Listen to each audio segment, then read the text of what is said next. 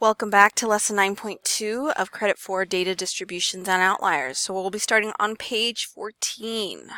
First of all, why is a dot plot important? We're going to be doing this a lot today, so it's kind of important to know why this is important. So it's just a visual representation of the spread of data.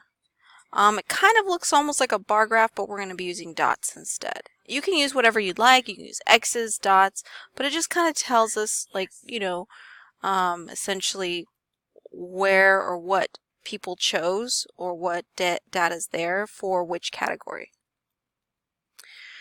So here in the Explore section, they go over what a dot plot is. You can use, like it says, X's, dots, or any other symbols to show the frequency. Okay.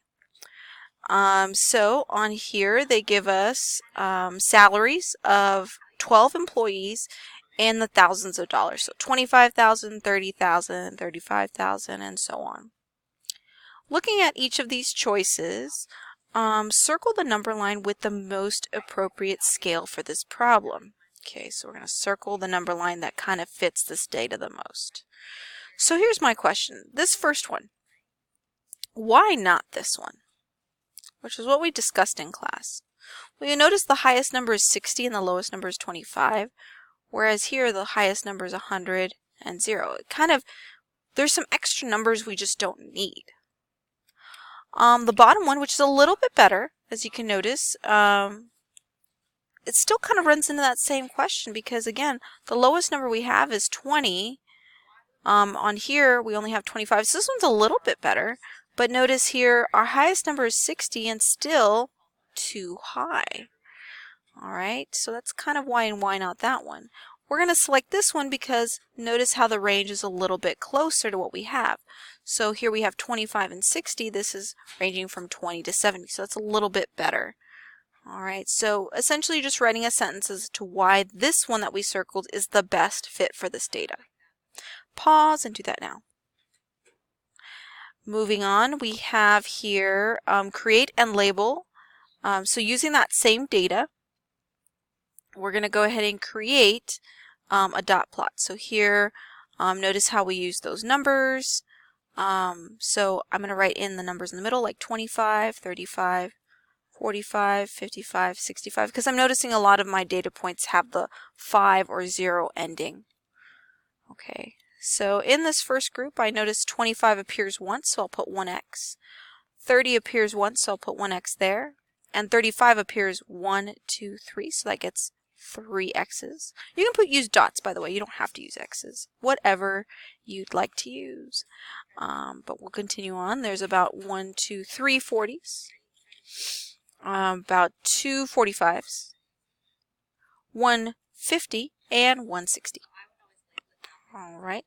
So we're going to be doing this a lot in this activity in this particular lesson. So here, notice they say create a dot plot using the appropriate scale for a number line. So on here, it said order numbers from least to greatest. Now you don't have to, but it's nice to know which numbers is the largest and which is the biggest. So right now, take a moment, circle the smallest number and the greatest number. So the smallest number was 68, the greatest number is 76. So draw a number line with the appropriate spacing. So here we have a line, knowing that our range is here 68 to 76. Do you want to make your spacing every 1 mark, 2 marks, 4, or 5? So you decide. Unpause. I chose to do every 1 spacing, so 68, 69, 70, 71, 72, 73, 74, 75, and 76. Because, it wasn't a huge distance, so I decided to do that. So I decided to go for every 1 spacing. So take a moment right now and put X's above where you think they should go. So here I notice there's 168, there's a 74. I notice how I'm crossing them out as I go, so that way I don't put doubles. I'm guessing there's another 70. Oh, there's a couple of 74s. There's a 76. There's a 75. There's another 74. There's a 69. A 70. a 75, and a 73. All right. So here it says create a dot plot, again, using here our number line. So again, I would say order numbers from least to greatest. So take a moment right now and find the smallest and the largest number. And that would be 20 and 65. So again, we're going to draw our number line. And looking at these numbers, do you think it would be a good idea to have just one mark, essentially doing ones all the way up to 65? I don't know about you, but I really don't want to do that. And probably not the best use of the space. So would 2s, 4s, or 5s be better? Or maybe even 10s to kind of show the spacing of all these data points. Hopefully you opted for 5, so 20, 25, 30, 35, 40, 45, 50, 55, 60, 65. So take a moment right now, go ahead and put the X's where you think they should go. And no, I did not. I was not going to provide that for you, so make sure you're doing that. All right. So before we move on the next page, they kind of go over data types. So you were given a picture and you're like, what do I do with this? So if you notice on your graph that the left side has a few marks or dots on the left, it's skewed to the left. If you notice it's essentially distributed evenly, there's equal amounts or somewhere about equal amounts on both sides, that would be symmetric. And then if you notice there's only a few marks on the right side, that would be right skewed. So they're giving us a chart and two number lines. So here, notice that they gave us free throw shots, 0, 2, 4, 6, 8. I like the charts because they kind of tell us our spacing. So here we're going to write on here for both 0, 2, 4, 6, 8, 0, 2, 4, 6, 8. Notice how I don't even bother putting the numbers in the middle because free throw shots are either 0, 2, 4. So they're essentially multiples of 2. All right. So for Team A, above the number 0, how many X's will I write down? 2, because there's 2 for Team A. For 2 free throw shots, how many X's will I write above 2? 2 as well. For 4, how many X's will I write above 4? 4. I don't know why they use those same numbers. That's very misleading. I would have used different numbers. And then above 6, how many X's will I write down? 2. And then above 8, how many X's? All right. Go ahead and do the same thing for Team B. I'm going to color code that. So how many X's will I write above 0? Well, that's 3. How many X's above 2? How many X's above 4? 2 of those. And we're going to just follow that same pattern over and over again. If you're wondering, how do you know how many X's? I'm essentially just looking here to write how many X's are go.